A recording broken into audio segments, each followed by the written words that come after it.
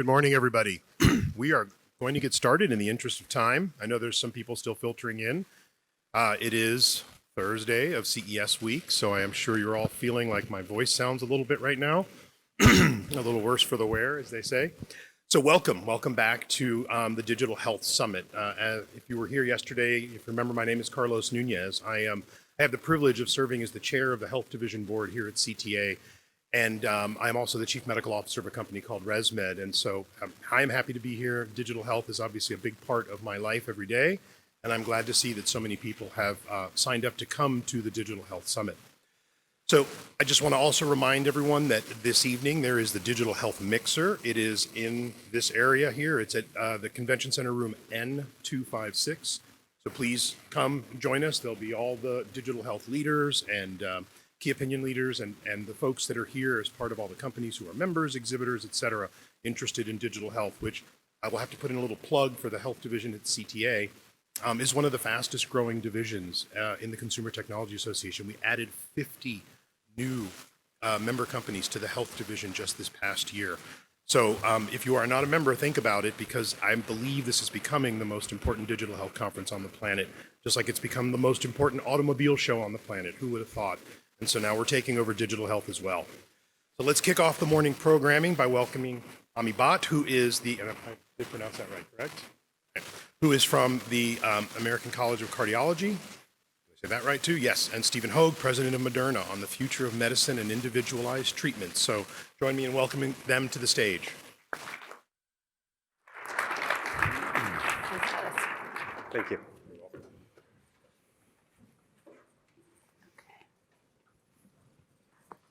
Great. Well, good morning, everybody, and thank you for being here. We are excited to chat this morning, but we're really going to keep it as a fireside chat. It's cold enough outside that we should have a fire, but we don't. And think a little bit about how do you take a company like many of yours that started out young with a very different idea and figured out how to actually make a difference in patients' lives, and to do it using innovation, to do it using AI that we've been focused on for the past couple days. And then hopefully we'll be able to maybe get Stephen to open up a little bit with some personal stories first. So maybe we'll start there. I'm Ami Bhatt, Chief Innovation Officer at the American College of Cardiology. I practice up at MGH in Harvard. We live down the street from each other, but just met now. Stephen Hoge is the president, and he's the head of R&D at Moderna. So Stephen, maybe just start by telling us, you've been at Moderna for a long time, and you guys were little when you first got there, and it was a move for you. It was a shift in your career to kind of go in that direction. Will you just tell us a little bit about how you ended up there to start with? Sure. So first, Ami, thank you for being here. It's a privilege to be here with you, and thanks to the CTA for the opportunity, and for all of you for getting up early on a cold morning to spend some time with us. So I joined Moderna 11 plus years ago. At the time, there were 10 or 15 employees. There was no website, not much money, and really just a very simple but very big idea at the core of it, which is that we were going to change the way medicines were made, that we were going to try and move from an era where medicines were made in a very, what we would call, analog way. You make a drug, you work really hard over decades to bring it forward, and at the end of that time, if you want to do a second drug, you start over again. It's a 10 to 20-year innovation cycle. And we believe that we might have a pretty disruptive way of changing that cycle of innovation, accelerating it into more of an information age.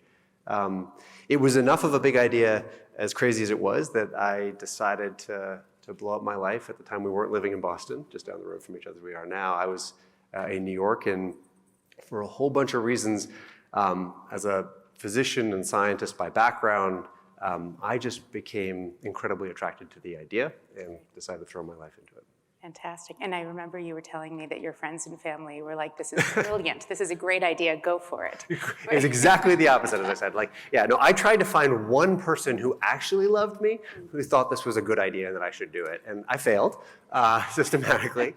The one person who supported me, fortunately, was my wife, who said, well, at least this beats other forms of midlife crisis. So, go have your run at it, and come back in a year, and we'll still be waiting for you here in New York. Obviously, that's not the way it worked out. But, Great. A decade later, here we are. Yeah.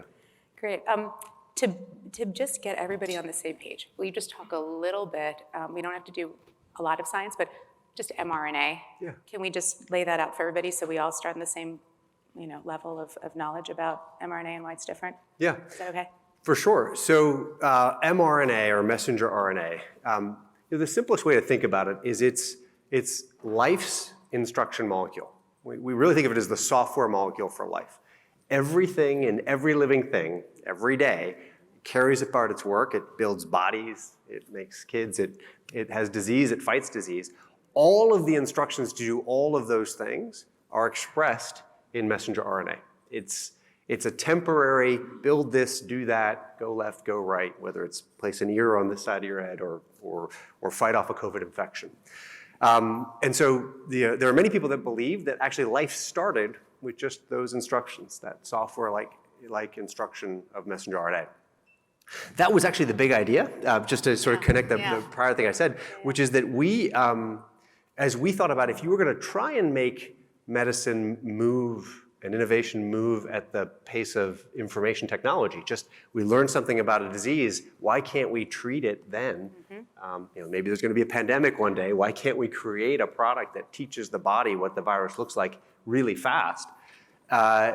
We thought if we were going to do that, you're going to have to use biology's information molecule. And so the big idea at the very beginning was, can we find a way to write in that code, to essentially write biological instructions to your body so that if you ever were facing a pandemic of a respiratory virus, we could instruct your body how to protect itself. It's phenomenal. And we all look at you today and we nod our heads like, yeah, that makes sense. That makes total sense. Yeah, and a decade ago, we would have, looked at you and— Who's the crazy person? That's Why is he right, on that's stage right. right now? So in this audience, and a lot of people will come to me and others and say, I want to create something.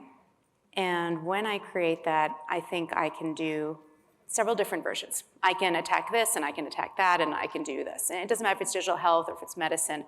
And I often tell them, and we've talked about this before, don't try to do everything. Yeah. Do one thing, right, and do it really well. And the way we think about that oftentimes is a platform. Create a platform, because then think of all the diseases that you can treat, all the things that you can do.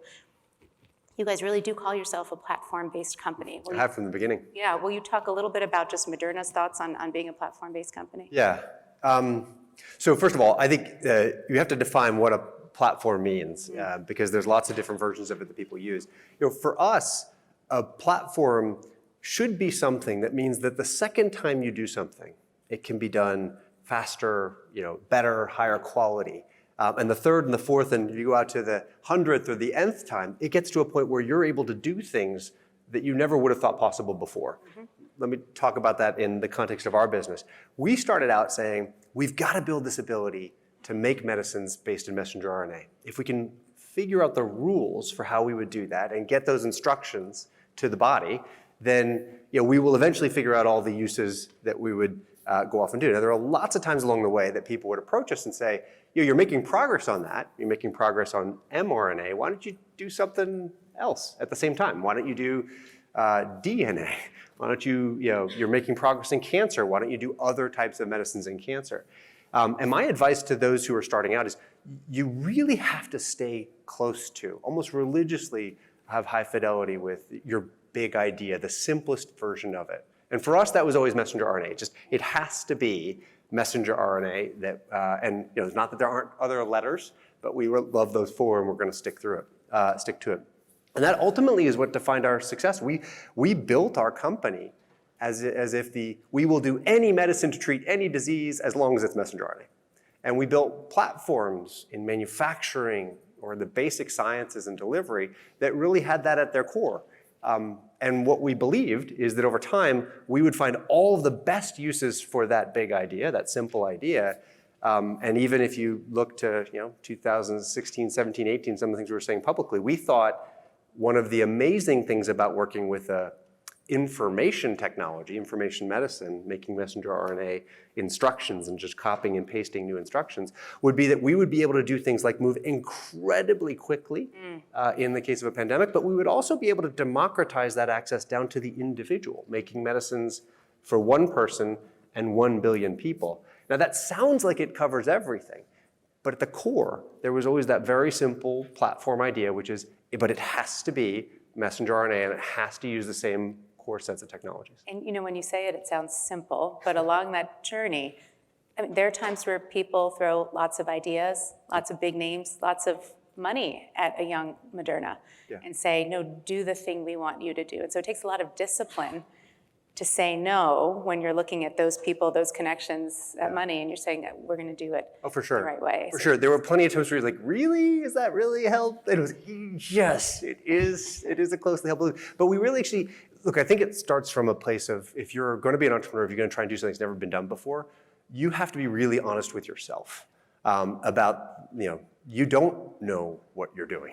You don't have all of the answers. And if you set yourself the objective, I want to go get excellent at something. I want to build a platform that is so useful that it can have this diverse set of applications that we now see. You have to really ask yourself, well, how do I get excellent at it? And our answer every time, even when people threw a lot of resources at it in front of us, our answer every time is, we don't think we can be excellent at two things. Mm-hmm.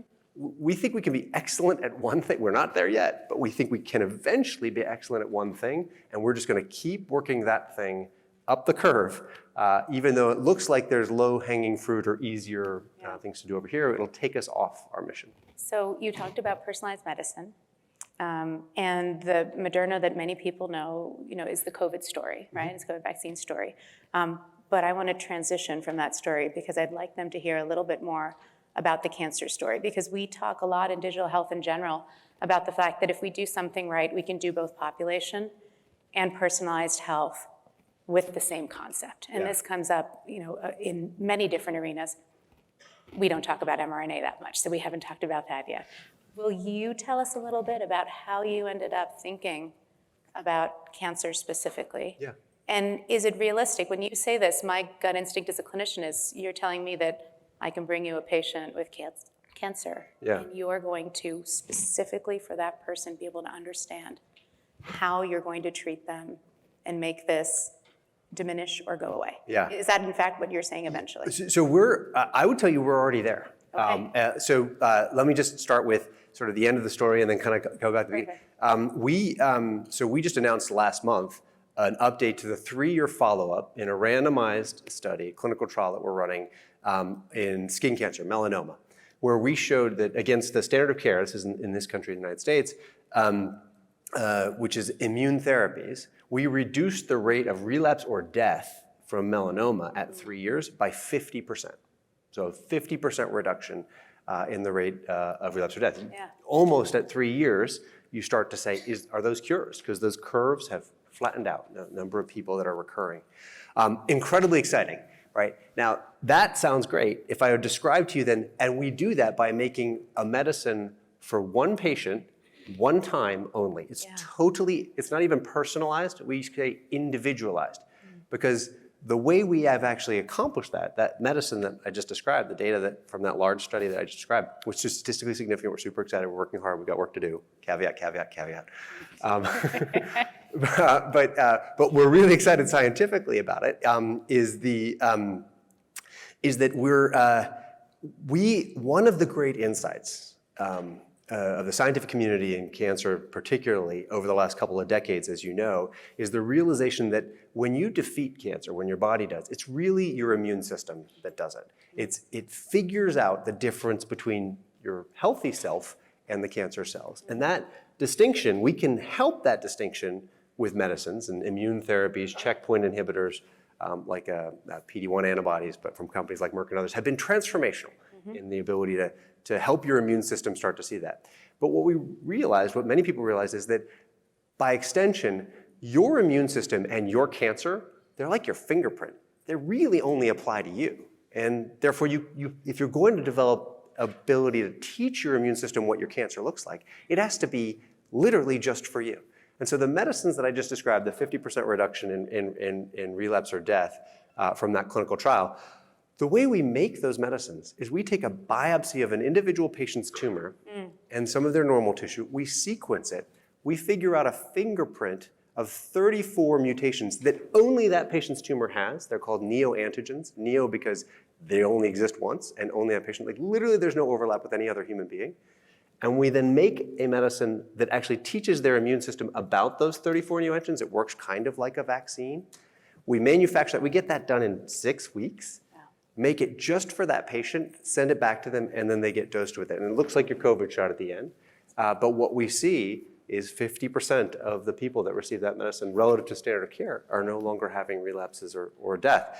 And it goes to show you that like it's exactly that big idea at the beginning, which if we could figure out how to provide instructions to the body how to help itself, you could start to do things that actually make more sense than traditional ways of medicine, which is we could say what you need and what I need are completely 100% different in the moment, and how do we build a technology that allows us to do it? So we're incredibly excited by that. We actually think the data is there now, and we hope it's just the beginning of truly individualizing how we treat patients.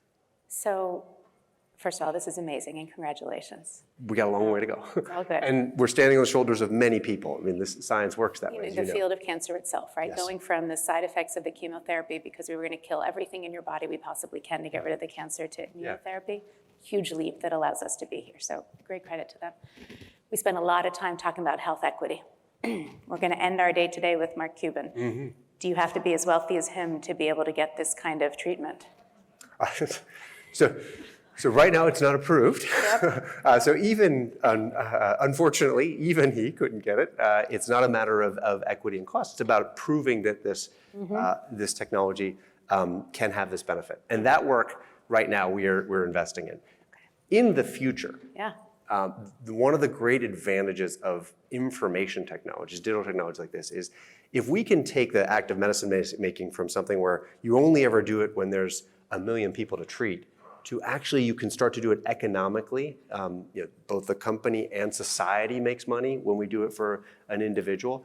I don't think we're done. I think you can push that all the way down to some extreme. Where we got to with COVID vaccines was really breathtaking, which is that at the end of the day, there were billions of doses provided all over the world. Yes, it took 2 years to get that kind of distribution, an equitable distribution, but billions of doses provided all over the world in all kinds of resource settings in a way that created value for those healthcare systems, not just those people. And so that's absolutely the goal. Good. Without a doubt, that's the goal. Good. But you've got to understand where we are all going to be on that technology evolution, and I think it'll take us a few more years, and we got to figure out how to get it approved first. Yep, fantastic. Let's shift gears a little bit as we're talking about billions of points of data. AI at Moderna. There are several different ways that you've been using it. We've spent a lot of time over the past couple of days talking about generative AI, so I'll maybe put that aside for a moment, because I think you guys were some of the first who did a lot of back office work, other things using generative AI before others were doing it. So maybe you can touch on that a little bit, but then I want you to tell us a little bit about the other ways that your company's using it right now. Yeah, so AI, and I'll extend it to machine learning, and then we'll kind of close on the generative stuff, because I think that is pretty amazing. So we've been very early, very substantial adopters everywhere. Part of that was when you start out small, you have to believe that you're going to be able to get more efficient over time. And part of believing we were building an information medicine age meant that over time, you would use machines to do things that it wouldn't make sense to have humans do. An early example, I just described those medicines that we make for individuals, but the same was true for the COVID vaccine. When we selected the sequence to make the COVID vaccine. So we knew we wanted to make a COVID vaccine. We knew we wanted to make it against the spike protein, but the same for the cancer medicines I was just talking about.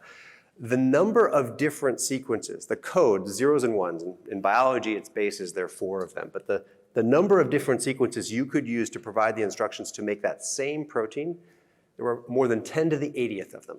That's more possible sequences to write the same word as there are molecules in the known universe. You will never test it. You will never figure out the right one. And so I said, how'd you know it was the right one to make? You have 0 chance of being sure it's the right one because you can't test it. But what you can do is, in our case, we started investing a decade before in trying to get to libraries 10 to the 17th, 10 to the 20th, big, huge numbers, but numbers of libraries of different sequences where we would make them, put them on cells, try and measure how much protein we make, and try and feed all that information back into a machine. Actually, it ended up being a seq-to-seq translational model. Oh, look at that. That would help us learn the rules. We would never know the rules, but the machine would learn the rules of if you really ever need to make one day, you're going to pick here, and it's going to be a top 10. We're sure it's going to be a top 5%. It's an interesting story. We adapted approaches that were first worked out by Google and Google Translate in seq-to-seq because the act of translating between mRNA and a protein was not in the end that different from an AI or machine learning perspective as Italian and English, right? Like they were totally different languages. They had interrelation. There was all sorts of content and syntax that you needed. And so we adapted that learning. But it then allowed us, when it came time to rapidly in a pandemic make a vaccine, we pushed a button. We actually only made one. We didn't make hundreds and screen them. We knew it was going to be the right one. We just didn't know why. Yeah. No, but so this is... Which is getting a machine to explain its but getting a machine to explain its reasons is actually really hard. Yeah, but you have, and that's a part of partnering with technology that you have to start to be comfortable with. Yep. You develop confidence in these systems for different reasons than the way that we develop confidence with each other as humans. We talk about explainability a lot, and we're starting to come in this room, especially over the past few days, to the recognition that we need to be involved. I talk about collaborative intelligence all the time, right? Be involved in the AI that we're working with. But we're not going to be able to understand every single thing because the compute power of AI machine learning is greater than the compute power of the brain. Yeah. And so we have to know what we're putting in, which you did, right? And then we have to know how to test what's coming out. And that's exactly what you guys did. Yeah. And obviously we tested over a decade, so we had confidence in it. It wasn't the first time we pushed the button. And you could move when the time came, because going back to where you started, you had a platform and you did one thing and you did it well. Right. Other areas of AI? So we use, you mentioned generative, there are so many things that in the way that we approach making medicines, doing clinical research, or even just doing work inside the company, where large language models are already transforming the work we do. Whether that's, there are massive thousands, millions of pages of paper are often created around clinical trials, around safety, around reporting out on all these things. And it has been transformational to start using large language models and other systems, generative AI systems, to interpret and synthesize that information. You still need a human to look at that and say, this is representative, this is the editorial narrative, this is the interpretation I would have as well. Right. But it's so much faster to have that first and second draft come out of a machine that it's allowed us to do that much more work and accelerate the pace of innovation at what really matters. I'm right now thinking about the IRB that I'm writing, and so I'm just going to let them know Stephen said I could use large language models to write this protocol. I feel like that's... Again, you have to at the end submit it, and if I remember the IRB, you're going to have to sign it at the bottom of the form. It is yours. It is collaborative. But if it's like a word processor in the extreme, but we think we are just starting to understand the possibility of what this will do in terms of work. And the analogy that I use sometimes, I think you and I had a conversation about this even before, is when you fly in an airplane, the pilot almost doesn't touch the airplane's traditional controls, the stick and the pedals and the throttle. 99% of it is being run by a flight computer now. The pilot's responsibility is to make sure that the inputs in that and in the emergency situations, or even just talking to air traffic control, that the system is running well. But what we've done to transform airlines, travel safety, airplane safety, is we've taken so much of the work off the pilot so they can do the one thing you really want them to do, which is the very beginning and the very end in a big emergency. That's right. Everything else, you take that work and you do it in a system that's incredibly high quality and does it well. I think in a lot of work, we're heading that way. It will transform every industry. Yeah. I mean, that's our goal for 2035. We talked about this earlier this week, is if you could just replace that word with clinician, right? And when we could just spend time with our patients. And we caring for the patient. That's exactly right. Because that's the thing that only a human will do. That's exactly right. We are going to get a little short on time. Oh, very short on time. Closing thoughts. I'm going to ask you something specific, though. If you had to look at this audience here, so an audience like ours is one that 5 years ago probably didn't get together. We have clinicians, we have entrepreneurs, we have tech experts, we have data scientists, we have large companies, small, payers, providers, FDA, we're all in the room. If you could go back and look at this 10-year journey and say, hey, we weren't all together, but now we are, what can a group like this do to help companies like yours that are really trying to change the way we make medicine and deliver care? Yeah.